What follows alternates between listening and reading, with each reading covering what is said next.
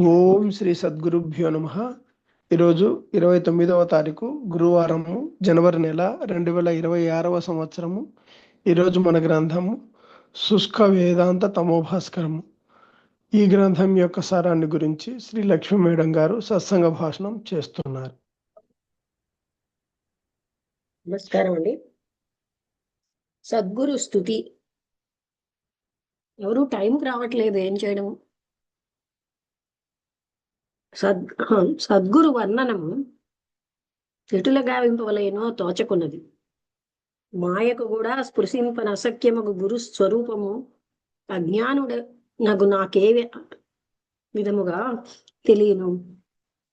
సద్గురు పరబ్రహ్మ స్వరూపము నెరుంగుట అసాధ్య కార్యం.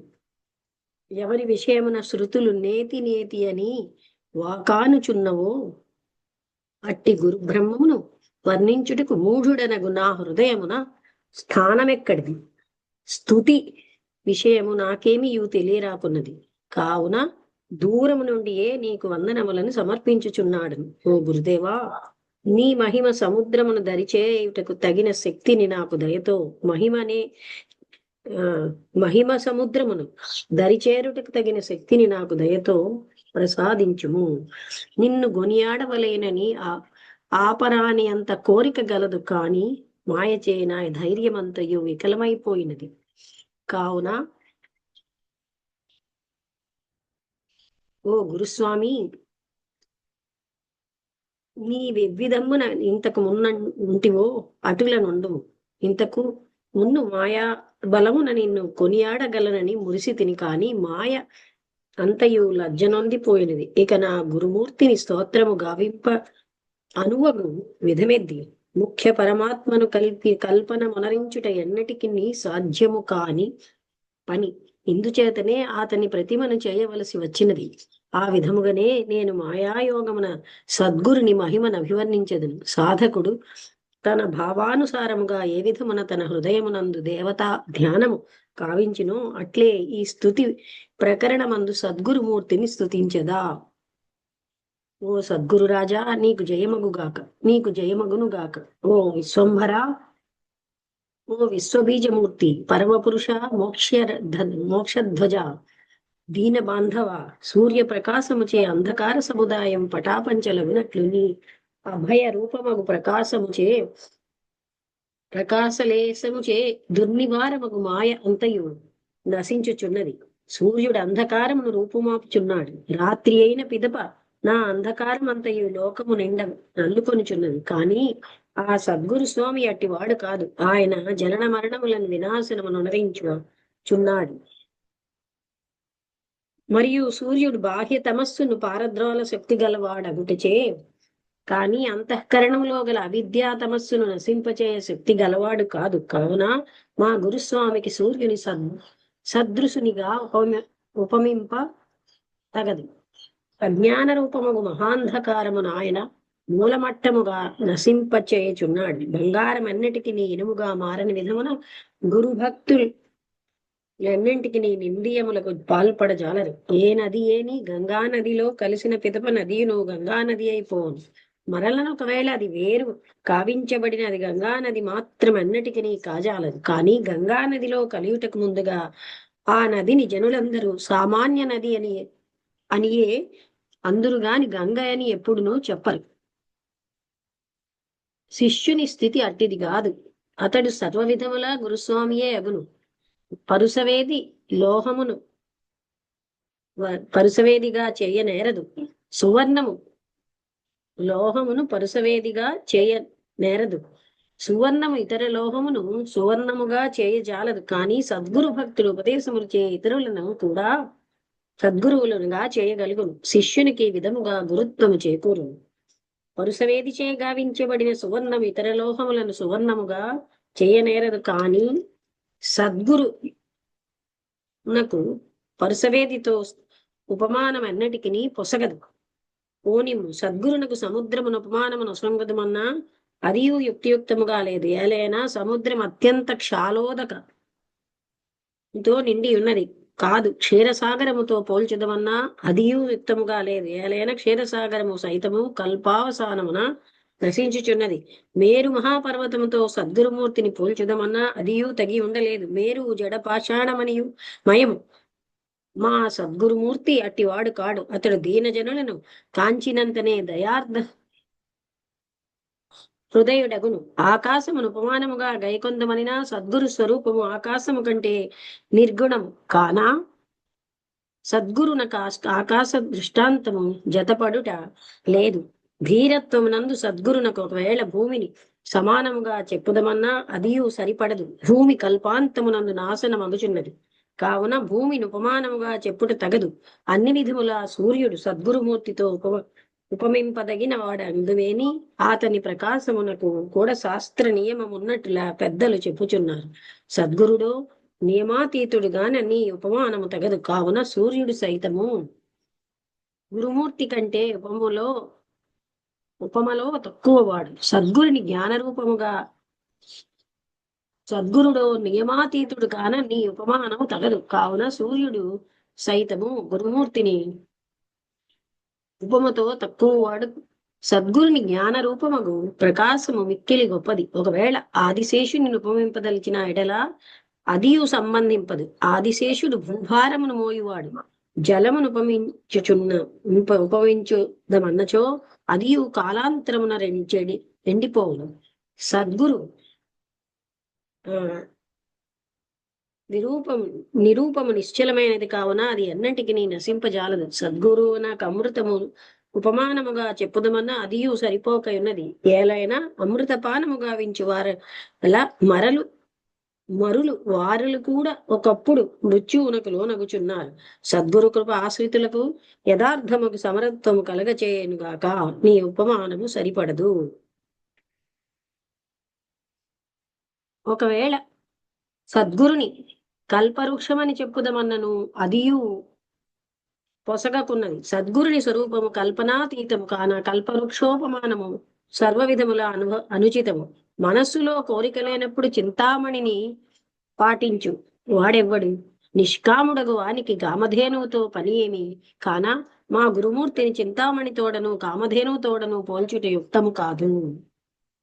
సద్గురుమూర్తి ఒకవేళ లక్ష్మీయుతుడని చెప్పుదమేని అదియు సుచితముగా లేదు ఉచితముగా లేదు. లక్ష్మి నశించున్నది. మోక్ష లక్ష్మిని తన గృహద్వారం నందు బంధించు సద్గురుమూర్తికి నాశవంతముకు లక్ష్మితో పోలిక తగదు. స్వర్గలోకమునకు దేవేంద్ర పదవికి కూడా కాలాంతరమునందు చలనము కలదు. సద్గురు కృప చలనరహితమైనది కావున దానిని స్వర్గముతో దేవేంద్ర పదవితో పోల్చుట ఎట్లు? హరిహర బ్రహ్మలు కూడా నాశనమగుదురు. సద్గురు పదం ఎన్నటికి నాశనమొందక అవినాశిగా ఉండును. కావున మా దృష్టిలో సద్గురు ఉపమింపదగినది ఏదియూ లేదు. సమస్త సృష్టియు నాశనమగుట కలదు కాన పాంచభౌతికమగు భూమిని ఎట్లు గురుమూర్తితో పోల్చనగును. ఇందుచే సద్గురుని వర్ణనము కావించుట నాకు అసఖ్యమని తొలుతనే విన్నవించినాడు. ఇక చాలును. సద్గురు వర్ణనం నాకు సాధ్యము కాదు అని నుడుపుటే నేను కావించు గురువర్ణనం. అంతరస్థితమగు ఎరుకను అంతర్నిష్ఠుడే అనుభవజ్ఞుడే ఎరుంగును. ఇంతవరకు చెప్పిన శ్రీ సమర్థ రామదాసు వారి దివ్యవాక్యం గురువుచే కలిగిన పరమసుఖమును దుఃఖ నివృత్తియును శాశ్వత పదవియు అపార మహిమయును ఎరింగిన వారిట్లే చెప్పుదురు. సూర్య ప్రకాశమును అంధుడెట్లు ఎరుంగగలుగును. ఇక గురు విషయమై ఎక్కువ చెప్పదలంచలేదు. అయితే ఇచ్చట నుండి భక్తులు ఈలాగున సందేహం పొందగలరు. అదేమనా ఇతర శాస్త్రములను ఇతరుల చరిత్రములను ఇతరులు చెప్పిన వాక్యములను మాత్రమే మీరు చెప్పితే గాని మీరు సొంతము చెప్పిన ఏమి కలదని సంశయం పొందగలరు. అది అట్లు కాదు. ఇంతవరకు వివరించిన శాస్త్రములను చరిత్రములను మహనీయుల వాక్యములను సామాన్యములు కావు. వారలు ఈశ్వరాంశ సంభూతులు, లోకోద్ధారకులు, మతకర్తలు. అట్టి వారే ఇట్టి గురుభక్తి కలిగి ఉన్న వారలని మీకు తెలుపుట చేత సందేహ నివృత్తి కలగగలదు. ప్రారంభము నుండి అంత్యము వరకు అచ్చటచ్చట నా యొక్క ఆశయమును తెలుపుకొనియే వచ్చి తిని. నాకు అట్టి గురుభక్తి లేనిచో మీ ఎదుటి నీలాగు నిలవజాలి ఉండను. భాష్యకర్తలు, స్మృతికర్తలు, యోగ శాస్త్రజ్ఞులు మొదలగు వారందరూ వారిచే విరచితములైన గ్రంథములన్నింటిలోనూ అనేక మహాపురుషులను సాక్ష్యముగా ఉదాహరించుడే గాక బలవత్తరములకు అనేకులు చెప్పిన శాస్త్రములను శృతి వచనములను స్మృతి శృతి వచనములను స్మృతి వచన వాక్యములను దృష్టాంతమిచ్చుచునే వచ్చిరి. అట్లు చేయుటయే సమంజసమగును. కానిచో మా ఇష్టానుసారము తోచినట్లు చెప్పితిరే గాని దేనికేదైనా ప్రమాణం గలదా, మహర్షుల అభిప్రాయం గలదా అని అడుగుటకు భక్తి విశ్వాసము లేని వారలు ప్రారంభింతురు. కనుకనే న్యాయస్థానములో సాక్ష్యములు కావలసి వచ్చినవి. సాక్షులు ఎంత బలవత్తులో, న్యాయశీలురో, సత్య ప్రవర్తకులో, లోక విఖ్యాతి కలవారలో జనులకు నమ్మకం కలిగిన వారిలో వారి సాక్ష్యమునకు ఇంత సమత్వము కలుగును, పటుత్వము కలుగును. న్యాయాధిపతియు అట్టి వారి సాక్ష్యవాక్యములను గౌరవముగా ఆదరించును. అందుచేత ఈ చరిత్రములన్నీయు నీ శాస్త్రములన్నీయు ఇచ్చట నిరూపించవలసి వచ్చినవియే గాని మరి ఎలాంటి తలంపును కలిగి ఉండలేదు. జనులు ఎలాగున తలంచినను తలంచుదురుగాక. ధర్మబుద్ధియు సత్యనిష్టయు దైవభక్తియు జ్ఞానమందు నిలకడియు కలవాడు తనకు సత్యముగా తోచిన దానిని వెల్లడి చేయుచునే ఉండును. అతడు తాను చేయునవి లోకం అంగీకరించుచున్నదా అని దృష్టి నుంచడు. లోకమునకు హితమై ఉండినను దైవమునకు దూరమైనచో అట్టి కార్యము అతడు ఆచరింపడు. అది ఆత్మవంచనమే అగును. దైవహితమైనది ప్రస్తుత జనులకు హితము కాకపోయినను దానిని ఆదరించు జనులు పుట్టగలరు, లేక ఇతర స్థలములలో నుందురు. జ్ఞాని అయిన వాడు యథార్థమైన సత్యబుద్ధి గల వాడు దైవ హితమును చూచినే కాని లోకహితంపై చిత్తమును ప్రసరింపనీయడు. ఇట్టి వానికి ప్రస్తుతము జయము కలుగకపోయినను కాలాంతరమున విజయము కలుగుట నిక్కము. అట్లుగానిది ప్రస్తుతముగా విజయము కనిపించి నను అచిరకాలములో నశించిపోవును. కావున భక్తులారా, జిజ్ఞాసులారా, ఆస్తిక బుద్ధి గల సన్మార్గనిష్ఠులారా, దైవహిత కార్యమును ఆచరింపుడు. విజయమున కలుగును, శాంతియు నిత్య సౌఖ్యమును లభించును. ఇది అమృత పదవిని కలుగచేయును. కాలక్రమంగా లోకమున కూడా మంగళకరముగా నొనర్చును. సర్వభూత కోట్లును సంతుష్టి నొందగలుగును. ఋషులు సంతోషింతురు, దేవతలు సంతుష్టి గలవారులగుదురు. మీ వంశము కూడా ధన్యమగును, మీరును ధన్యులగుదురు. ఇక శృతిసారమని ఒక్కొక్క ఉపనిషత్తు ఉపదేశించిన ఒక్కొక్క ఋషియు వారి గురువులను పరమ ఋషి సప్తముల చేతను బ్రహ్మాది దేవతల చేతను ఉపదేశం పొందిన వారులుగానున్నారు. ఇది ఒక్కొక్క ఉపనిషత్తును వాని పేర్లను అవి ఉపదేశించబడిన గురు శిష్యుల నామధేయమును వ్రాయవలసి వచ్చిన ఈ వ్యాసము చాలా పెరిగిపోను. కావున అవి అష్టోత్తర సతోపనిషత్తులలో చూచుకొని గ్రహించుటయే మంచిదిగా నుండునని తలంచి విడిచిపెట్టడమైనది. ఉపనిషత్తు మొదలగు పరిశుద్ధాస్తిక గ్రంథములను చూడ తలంపు గల వారికి గురువు అవసరమా అనవసరమా అని ప్రశ్న కూడా కలుగదు. అంత దూరం వెళ్ళక ఉండే వారికే ఈ ప్రశ్న కలుగును. అట్టి వారికి ఇది చాలునని తలంచుట చేతను విరమించుకోనడమైనది. ఆచార్యవాన్ పురుషో వేద. ఆత్మ యొక్క యథార్థమైన తత్వం ఆచార్యుని అనుసరించిన వాడు మాత్రమే తెలుసుకొనగలుగునని ఛాందోగ్య శృతి. తద్విజ్ఞానార్థం సగురుమేవాభిగచ్చేత్ సమిత్పాణి. శ్రోత్రియం బ్రహ్మనిష్టం. శృతిసారమును చక్కగా తెలిసిన వాడును బ్రహ్మనిష్ఠుడును శాస్త్రానుసారముగా వర్తించువాడు అగు గురువును పూజార్హ వస్తువును కరములో స్వయముగా ఎత్తుకుని ఆత్మ సాక్షాత్కార జ్ఞానము కలుగ చేసుకొనుట కొరకు శిష్యుడైన వాడు పాదచారిగా వెళ్ళి శరణు పొందవలేను అని ముండక శృతి ఉపదేశించుచున్నది. ఇచ్చట శృతి సారమనగా శృతి యొక్క సారమగు వేదాంతము అనగా ఆత్మ సాక్షాత్కారము చక్కగా అనుభవించిన గురువుగా ఉండవలనని భావము. మరియు శృతిచే చెప్పబడినట్లు సర్వ సద్గుణ వర్తనము గల వాడనియు తెలియదగినది. బ్రహ్మనిష్ఠుడని చెప్పుటచే బ్రహ్మ సాక్షాత్కారములో సదా ప్రవృత్తి గలవాడై ఉండువాడని తెలియదగినది. ఇక నీ విషయమై ఎక్కువ చెప్పదలించుటలేదు. సనక సనందన సనత్కుమార సనత్సుజాతలను ఊర్ధ్వరేతస్సు గలవారును చతుర్ముఖ బ్రహ్మ యొక్క మానసపుత్రులను పుట్టుకతో నుండి బ్రహ్మనిష్ఠులను ప్రకృతి అను మాలిన్యము తగలని వారు యోగీశ్వరులను పరమముని సప్తములు అగు ఇట్టి సనకాది మహర్షులే శ్రీ దక్షిణామూర్తుల వారిని శరణు పొంది బ్రహ్మ సాక్షాత్కార జీవేశ్వరైక్య మహాజ్ఞానమును కలగ చేసుకున్నారని శృతి చెప్పుచుండగా మాయామలినములైన జీవులను గురించి మరల చెప్పవలైనా. ఈ విషయమై విస్తారముగా కనంగోరు వారు సనత్కుమార సంహితలో కనందగును. 4 వేదములను ప్రప్రథమున శ్రీ వేదవ్యాస మహాముని సత్తము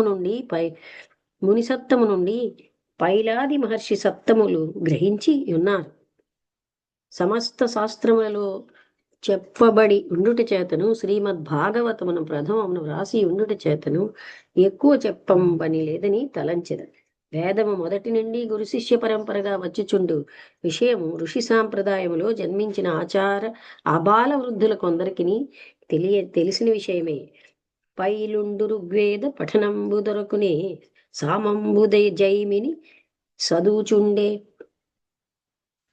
యజు వైసంపాయనాఖ్యుండు గైకొనే దుది నధర్వము సుమంతు పఠించే అఖిల పురాణేతిహాసముల్ మా తండ్రి రోమహర్షణుడు నిరూఢి దాల్చి తమ తమ వేద మాతవ పసులు భాగించి శిష్య సంఘములకు చెప్పి అంత శిష్యులెల్లను ఆత్మీయ శిష్యజనుల కంత బహుమార్గముల దృంచి అనుమతింప పెక్కు శాఖలు కలిగి ఈ పృథివిలోన నిగమముప్పారె భూసుర నివహమందు.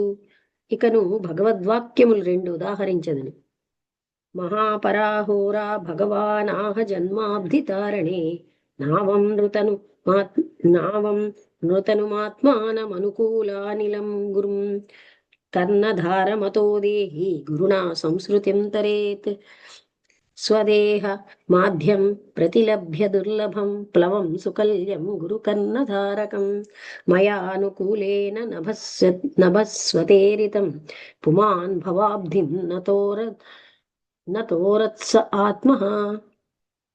మనుష్య దేహము లభించుట అతి దుర్లభము. అత్యంత పుణ్యకర్మల చేత కష్టపడి సాధింపతగినది. చిరకాల పుణ్య సంస్కార పరిపక్వత వచ్చినప్పుడు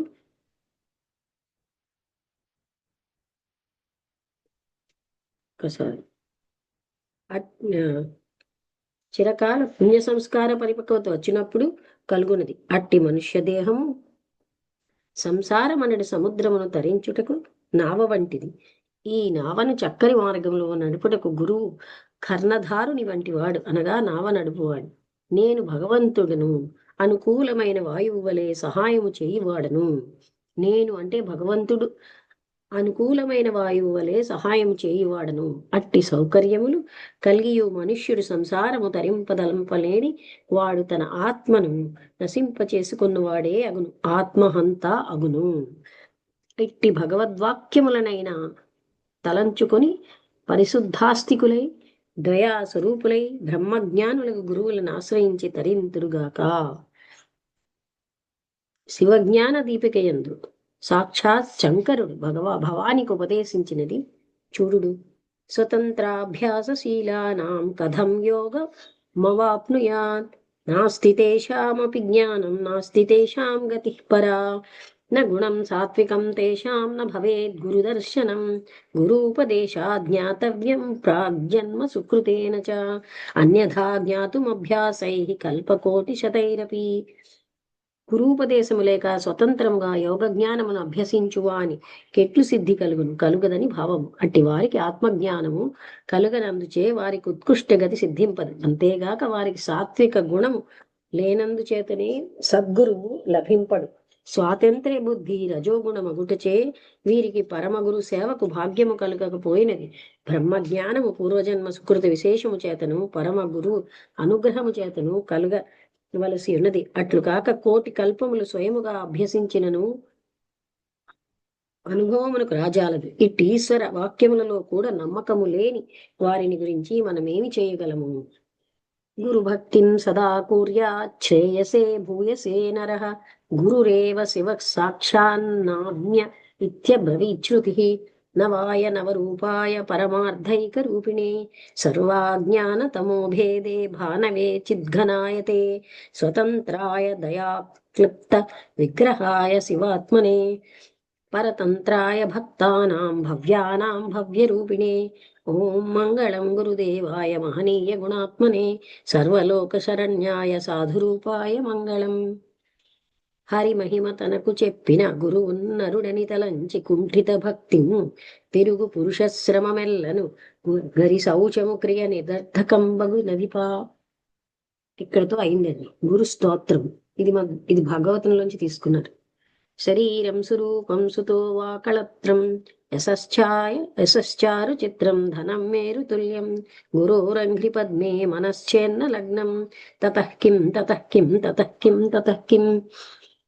సుందరమైన శరీరం, సుందరుడైన పుత్రుడు, సుందరి అయిన భార్య, విఖ్యాత కలిగి నిర్మలమైన కీర్తియున్ను, మేరు పర్వతమంత ధనమున్ను ఉండినను ఎవని యొక్క మనస్సు గురుపాద కమలముతో లగ్నము కాలేదో వానికి పై వాని వల్ల ఏమి ఫలము, తర్వాత ఏమి ఫలము, తర్వాతనేమి ఫలము, తర్వాతనేమి ఫలము అనగా మరణానంతరము ఇవి ఏమియు ఆత్మకు సహాయము కలగచేయవు. గురువాక్య శ్రవణము చేయగలిగిన జ్ఞానమొక్కటి మాత్రమే ఆత్మను రక్షించుచున్నదని భావము. కళత్రం ధనం పుత్ర పౌత్రాది సర్వం గృహం బాంధవా సర్వమేతద్ధిజాతం గురురంఘ్రి పద్మే మనశ్చేన్న లగ్నం తతః కిం తతః కిం తతః కిం తతః కిం. శ్రీ శంకర భగవత్పాద విరచితముగా ప్రసిద్ధమైన ఈ స్తోత్రము పూజా పంచరత్నమాలలో శ్రీ మలయాళ సద్గురు గ్రంథావళి 16వ సంపుటము కలదు. అయినను తాత్పర్య రచనలోను వివరణంలోను వైవిధ్యముండుట చేయుట నుండి తొలగింపలేదు.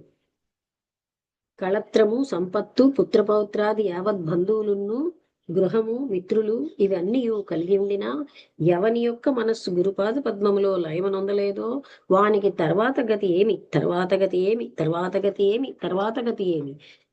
పడంగాది షడంగాది వేదో ముఖే శాస్త్ర విద్యా కవిత్యాది గద్యం సుపద్యం కరోతి గురోరంగ్రి పద్మే మనశ్చేన్న లగ్నం తతః కిం తతః కిం తతః కిం తతః కిం. అంటే ఋగ్యజుస్సామ అధర్వణములను 4 వేదములను, శిక్ష కల్పము వ్యాకరణము ఛందస్సు నిరుక్తము జ్యోతిష్యము అనే 6 వేదాంగములు ముఖస్థములై ఉండినను అలాగున తర్క వ్యాకరణ మీమాంసాయోగ సాంఖ్యాదులైన 6 శాస్త్రములు ముఖస్థములై ఉండినను అట్లే ఇతరములైన విద్యలనియు ముఖస్థములై ఉండినను కవిత్వము చెప్పుటలో మంచి నైపుణ్యము కలిగి ఉండినను అలాగున గద్య రచనలో మంచి నిపుణత ఉండినను ఎవని యొక్క మనస్సు గురుపాద పంకజములో లీనము కాలేదు అట్టి కారణముచే పై చెప్పిన వాని వల్ల ఏమి ప్రయోజనము, పై చెప్పిన వాని వల్ల ఏమి ప్రయోజనము, పై చెప్పిన వల్ల ఏమి ప్రయోజనము. విదేశేషు మాన్య స్వదేశేషు ధన్య సదాచార వృత్తేషు మత్తో నచాన్య గురోరంఘ్రి పద్మే మనశ్చేన్న లగ్నం తతః కిం తతః కిం తతః కిం తతః కిం. విదేశములలో మిక్కిలి విఖ్యాతి కలిగినను మన్నన బడసి స్వదేశములో విశేషముగా మాన్యుడైనను సమస్త సదాచారములలో మంచి నడతగలవాడైనను సుగుణములలో తనకు సమానుడైన మరి ఒకడు లేడని స్థితికి తగినట్లు కలిగినను మనస్సు అనునది గురుపాద పంకజములో లయింపనిచో పై చెప్పిన వాని వల్ల ఏమి ప్రయోజనము, వాని వల్ల ఏమి ప్రయోజనము, వాని వల్ల ఏమి ప్రయోజనము, వాని వల్ల ఏమి ప్రయోజనము. క్షమామండలే భూపాల బృందై సదా సేవితం యస్య పాదారవిందం గురోరంఘ్రి పద్మే మనశ్చేన్న లగ్నం తతః కిం తతః కిం తతః కిం తతః కిం. భూమండలంలో రాజాదిరాజ సమూహములచే ఎవని పాదారవిందము సదా సేవించబడేదిగా నుండినను వాని మనస్సు గురుపాద పంకజములో అధీనము కానిచో దానివల్ల ఏమి ప్రయోజనం, దానివల్ల ఏమి ప్రయోజనము, దానివల్ల ఏమి ప్రయోజనము, దానివల్ల ఏమి ప్రయోజనం. యశోమే గతం దిక్షు దాన ప్రతాప జగద్వస్తు సర్వం కరే యత్ప్రదాతాత్ గురోరంఘ్రి పద్మే మనశ్చేన్న లగ్నం తతః కిం తతః కిం తతః కిం తతః కిం. దాన ప్రతాపం వల్ల ఎవని యొక్క యశస్సు 10 దిక్కులలోనూ వ్యాపించి ప్రకాశించుచుండినను ఈశ్వరుని కృప వల్ల లేక పూర్వ సుకృత విశేషము వల్ల ప్రపంచము యావత్తును తన హస్తగతమై ఉండినను అతని మనస్సు గురుపాద కమలములలో లయము నొందనిచో దాని వల్ల ఏమి ప్రయోజనము. న భోగేన యోగేన వాజిరాశౌ న కాంతా సుఖేనైవ విత్తేషు చిత్తం గురోరంఘ్రి పద్మే మనశ్చేన్న లగ్నం తతః కిం తతః కిం తతః కిం తతః కిం. ఎవని యొక్క చిత్తము భోగములలో రుచించుటలేదు, యోగములో రుచించుటలేదు, గజతురగ రథాది సమూహములో రమించుటలేదు, అలాగున ధనధాన్య సమూహములోను రుచించుటలేదు అలాంటి వైరాగ్యము కలిగిన గురుపాద పద్మముల్లో మనస్సు లగ్నముగానిచో దానివల్ల ఏమి కలిగినను గురుకృప లేనిచో ముక్తి కలగదని భావము. అరణ్యేన వా స్వస్వగేహేన కార్యే న దేహే మనో వర్తతే మే త్వనర్ఘే గురోరంగ్రి పద్మే మనశ్చేన్న లగ్నం తతః కిం తతః కిం తతః కిం తతః కిం. ఎవని యొక్క మనసు అరణ్యవాసములో గాని స్వగృహములో గాని ప్రీతి లేనిదే ఇతర కార్యములలో వేనిలోను మనస్సు లేనిదే దేహ సంరక్షణ ఎందైనను ప్రీతి లేనిదే ఉండెడు తీవ్ర వైరాగ్యము కలిగి ఉండినను అమూల్యమైన గురుపాద పద్మములు లయింపనిచో పై చెప్పని వాని వల్ల ఏమి ప్రయోజనము. అనర్ఘాణి రత్నాని ముక్తాని సమ్యక్ సమాలింగితా కామినీ యామినీషు గురోరంగ్రి పద్మే మనశ్చేన్న లగ్నం తతః కిం తతః కిం తతః కిం తతః కిం. వెలలేని రాసులుండినెను అమూల్యములైన ముత్యములు కుప్పలుగా ఉండినెను సుందర స్త్రీ అయిన భార్యచే భోగలాలసుడై ఉండినెను ఎవని యొక్క మనస్సనంది గురువుల వారి పాదధూళిచే పునీతము కాలేదో పై చెప్పిన వారి అన్నిటి వల్ల ఏమి ఫలము ఏమి ఫలము ఏమి ఫలము ఏమి ఫలము. గురోరష్టకం యః పఠేత్ పుణ్యదేహి యతిర్భూపతిర్బ్రహ్మచారీ చ గేహే లభేద్వాంఛితార్థం పదం బ్రహ్మ సంజ్ఞం గురోరుక్తవాక్యే మనోరస్య లగ్నం. ఇది శ్రీమద్ పరమహంస పరివ్రాజక శ్రీ శంకరాచార్య విరచితం గురు అష్టకం సంపూర్ణం. గురు అష్టకం ఏ పుణ్యదేహి అయిన సన్యాసి గాని రాజు గాని బ్రహ్మచారి గాని గృహస్థుడు గాని పఠించును అట్టి వాని గురువు ఉపదేశించి వాక్యములలో మనస్సు లగ్నమై ఉండును. అట్లు మనస్సున నమ్మకము కలవానికి తాను కోరిన బ్రహ్మమనే పేరు గల మోక్ష పదము లభించును. శ్రీ జగద్గురువులకు శంకర భగవత్పాదులే ఈలాగున బోధించి ఉండగా మరల గురువులు అవసరమా అనవసరమా అని సందేహము పడవలసిన ఉండునా. అయితే గురువు వల్ల కలిగిన మహోపకారము నిరింగిన పుణ్యశాలికి మాత్రమే ఆ పరమ గురువు యొక్క కృప గోచరించును.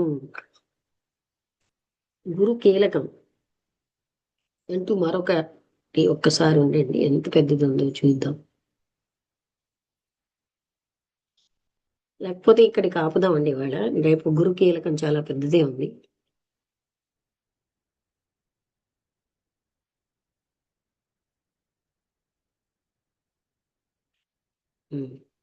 చాలా పేజీలు ఉంది ఇది కూడా. గురు రహస్యం అని ఇక్కడికి ఆపుదాం. ఎందుకంటే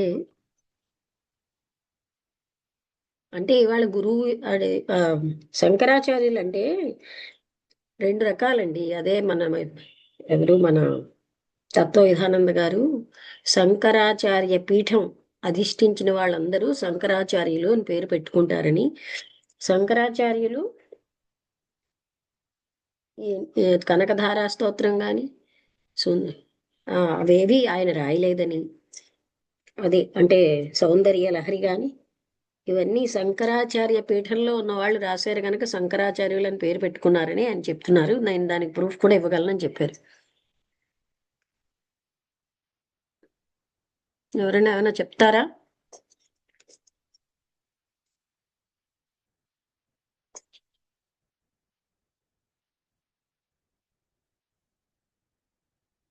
గురువు యొక్క ఇందులో చాలా పేజీలే గురువు యొక్క మహిమ చెప్తున్నారంటే ఒకటండి, మామూలుగా సామాన్యమైన మానవులకి ఒక గురి అనేది ఉన్నప్పుడే వాళ్ళు ఒకరి మాట వినకపోయినా, ఇక్కడ ఆఖరికి హేమచూడుడికి చివరికి ఏమి చెప్తుందంటే త్రిపురాదేవిని ఆరాధించంటుంది. అంటే అహం పోవాలన్నమాట పూర్తిగా. దైవ కృప వల్ల మాత్రమే అది సంభవం. పురుష ప్రయత్నంతో ఒక ఎక్స్టెంట్ వరకే వెళ్ళగలం అనేది అక్కడ కూడా మనకు తెలుస్తుంది.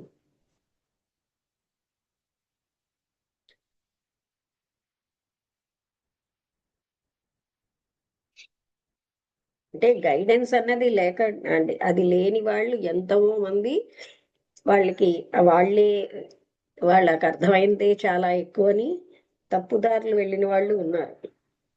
సద్గురువు ఉండడం అనేది మంచిదే, కానీ ఆ సద్గురువు రక్తమాంసాలతో కాకపోయినా తన లోపలే గురువు ఉన్నాడు. అలాగే ఒకే గురువేమి ఎందరి నుంచో మనం తెలుసుకోగలం. ఎందుకంటే ఏ మహాత్ముడైనా లేకపోతే ప్రకృతిలో కూడా మనం ఎన్నో విషయాలు తెలుసుకోగలుగుతున్నాం. వసంతలత ఏమైనా మాట్లాడతావా?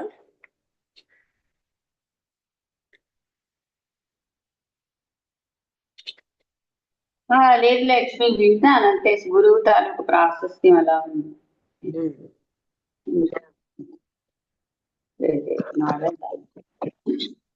గురువుని వర్ణించడానికి అసాధ్యం అంటున్నారు. గురువుతో సరిసమానమైన వాడు లేడు, పరబ్రహ్మతో సరిసమానమైన వాడు లేనట్టుగా.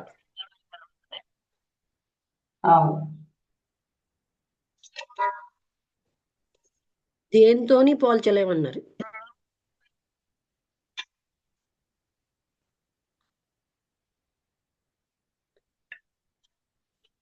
రామబుద్ధుడి గారు. నమస్తే మేడం, అందరికీ నమస్కారం. నమస్తే. అదే మేడం, అదే గురుస్థుతి ఈరోజు శంకరాచార్య గారి గురుస్థితి ఇది చేశారు. అంటే ఇప్పుడు గురువు లేని విద్య గుడ్డి విద్య అని అంటారు.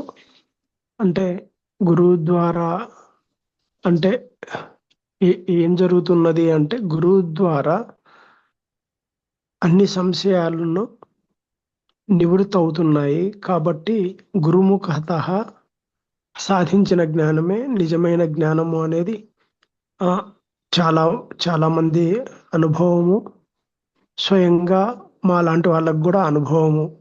అంటే ఇప్పటి వరకు అంటే ఏ సందేహం వచ్చినా, అంటే ఇప్పుడు గ్రంథాలు చదువుతాము, లేకపోతే ఏదైనా వింటాము, ఇలాంటివి వచ్చినప్పుడు మాకై మేము దాన్ని అర్థం చేసుకోవడానికి ప్రయత్నం చేసినప్పుడు మాకు అర్థమయ్యేది ఒక విధంగా ఉంది.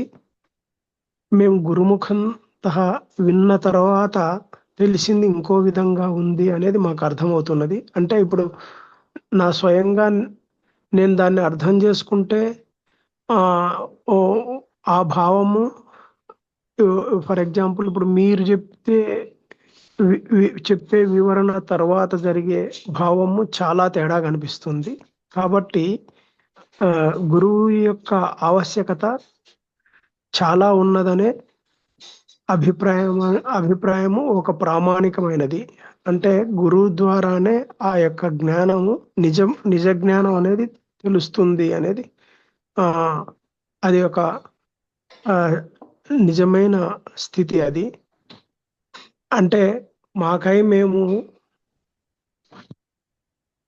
ఏదైనా అర్థం చేసుకునేది అది సగం సగమే ఉంటుంది. అంటే జ్ఞానం పూర్తి జ్ఞానంగా మనం తీసుకోలేని స్థితి ఏర్పడింది. అది పూర్తి జ్ఞానంగా మారాలి అంటే గురువు యొక్క ముఖత వచ్చే వివరణే కరెక్ట్ అనేది ఇంతవరకు అనుభవము. అలాగే అంటే ఏ సందేహం వచ్చినా మళ్ళీ సందేహించడానికి వీలు లేని ఒక జవాబు గురువు ద్వారా వస్తుంది అనేది నా అనుభవము. అది మీ ద్వారా మేము ఎన్నోసార్లు విన్నాము,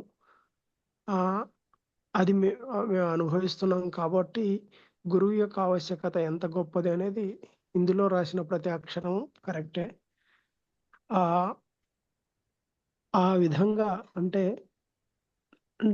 ఒక్కోసారి ఏళ్ల తరబడి ఉన్న అభిప్రాయాన్ని గురుముఖత విన్న తర్వాత ఆ అభిప్రాయాన్ని మార్చుకోవాల్సిన స్థితి ఏర్పడుతుంది. అంటే గురువు యొక్క ప్రాముఖ్యత ఎంత గొప్పగా ఉందనేది మనం తెలుసుకునే విషయం ఇక్కడ గ్రహించాలి. అయితే ఒకటి అన్నారు ఇందాక, గురువు అంటే ఒక్కరే కాదు, ఈ సమస్త ప్రపంచంలో గ్రహించాల్సిందంతా గ్రహించడానికి వీలవుతుంది అని అది కూడా ఇది అని చెప్పారు. అంటే ఇప్పుడు మనం తీసుకుండే జ్ఞానము ఎక్కడి నుంచి గ్రహించినా అది గురువు కిందికే భావించాలా. అంటే ఇప్పుడు అవధూతకు 24 గురువుల్లో అంటే ఇప్పుడు పాము ఉంది, వేశ్య ఉంది, అంటే ఇలా రకరకాలుగా ప్రకృతి నుంచి గ్రహించగలిగేంత జ్ఞానాన్ని అన్ని చోట ఆయన తీసుకోగలిగాడు. అంటే ఆ అంటే ఈ ప్రకృతే గురువు అని కూడా అర్థమవుతున్నది. అంటే ఇక్కడ ఎక్కడి నుంచి గ్రహించినా అది జ్ఞానం రూపకంలో గ్రహిస్తున్నాం కాబట్టి ఆ